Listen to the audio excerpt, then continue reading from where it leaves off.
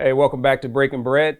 Hey, Lo, I know I'm always on the other side of it. We've talked about fans. We know you get very excited about the Lions and their upcoming season. Every year we keep hitting that reset button. Right. Realistically, when you look at this, is that legit? Is it a legitimate thing to say things are different? Because what I see here, you're bringing a lot more coaches Right. that have, NFL experience.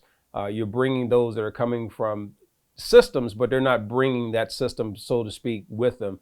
This is all coming just based on putting it together under a new ideology. I mean, Right. is that what you sense? Is that what you feel when you say things are a little different? I do. I do. I think Dan Campbell, I think he's bringing a sense of accountability with these guys. I just don't know if, the last regime, I don't know if they really held guys accountable. Their accountability was they were going to cut guys or get rid of guys. I think with Dan, he wants to work with guys. He's trying to bring guys in that fits his system too. Guys that are going to be out there every week, because your ability is the best, your availability is the best ability that you can have. I just think with looking at Brad Holmes coming in, like you say, all the assistant coaches that were NFL players that he has there, I think the sense of accountability is going to be a lot higher for these guys. And man, when you're responsible for making sure that your group or making sure that your individual player is playing at his highest level, that just takes on another realm, Herm. So yes, from that standpoint, I think it's going to be different. One thing I've always seen coming in, and you start to go into these different systems. Even when I left and you left, let's say when you went down to Tampa or you played with other teams, and I've gone and I left Lions, and I went to go play with the Giants. You walk into a locker room, you know immediately who the leaders are. Right. When you look at this team, because of the fact that there's been so much change that's taken place, not only in the coaching side of it, but also inside of that locker room, who are the leaders? Yeah, that's a great point because, again, there was a lot of change that happened. Well, automatically it's going to start with your quarterback. You know that's going to be thrust on the quarterback regardless. He's going to be one singled out. I think, man, from that standpoint, you have to look at the guys off the offensive line. Those are some of the longer tenured guys on that team. You could look at a guy like maybe a T.J. Hawkinson going into his third year now. So you can kind of start considering him as a leader. On the defensive side of the ball, you have to look at guys like Tracy Walker, safety that's been here for about 4 or 5 years. I think Tracy could be a real voice for the defensive side of the ball. And then some of the D linemen that they have that they got returning. I think you look for some of the leaders there. It's been so much change, Herm. So you know how it is, man. You're right. Normally when you go into a locker room, you can say, yeah, those are my leaders. But again, I think that's something that's going to have to evolve with the Lions. But, if I had to say one right now, I would just have to put it on the quarterback right now for being the leader. That's okay. That's fair. So I'll ask you this final question. You look at a coach like Dan Campbell. You talked about your relationship with him, the fact that you've known him. I've gotten to know Coach Campbell. Right. Thinking about him as a coach, is he a player's coach?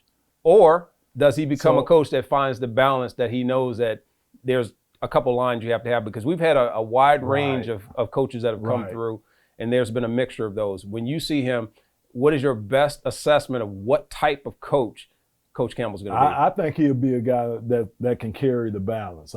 He's going to be a guy, man, if he got to push you, he's going to push you. He's going to get off into you. But like I say, I seen him where he comes up and he hugs a guy.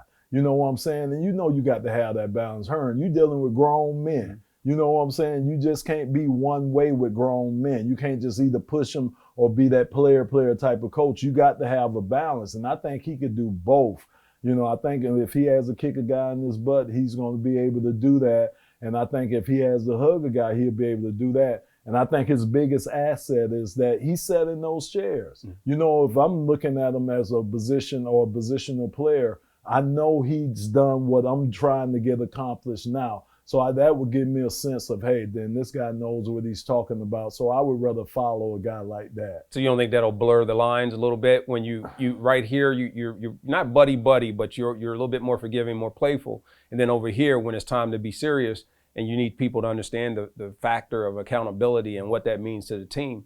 Do you think players will have the wherewithal to be able to turn it on and off like that, because that's where I see sometimes there's a problem, because they lean too heavily on the parts they like, and then they want to push away the things that they don't like, which means there's discipline, there's accountability, there's responsibility. They don't want that part, but why can't we be friend over here, and I can come to you now that I'm having a little bit of an off day. But Herm, that's where I think, man, like you saying, that's why I think the leaders in the locker room have to come in, and they have to if I'm a young guy coming in that locker room, I'm looking at you as a veteran that, hey man, what's the deal? What's the ropes? What do I need to do? What don't I need to do? Where do I need to go? You know, who do I need to associate with? I'm leaning on you because you've been here. And I think that's the thing. If you're a young guy in that locker room and you don't know, man, talk to one of them veteran players, man. They'll put you on track with how things need to be, how we do things in the NFL. Because we know, man, like I say, it's grown men up in that locker room now, man. So you ain't dealing with no kids or no college student anymore. You're dealing with guys that got families and got livelihoods that they're trying to protect. Right, jobs trying to be taken every day, man. Always, dude. I appreciate all that insight, man. Not only are I'm gonna give it to you. I'm gonna give it all to you. It's hey, up in here, Herm. I just the fact that you passed the knowledge and you didn't spit it at me. Yeah. Because I didn't want to get it all on me. But we appreciate that. Hey, thanks again for joining us for Breaking Bread. We got more content coming. So if you like this, click the button and let us know that. And if you don't leave a comment.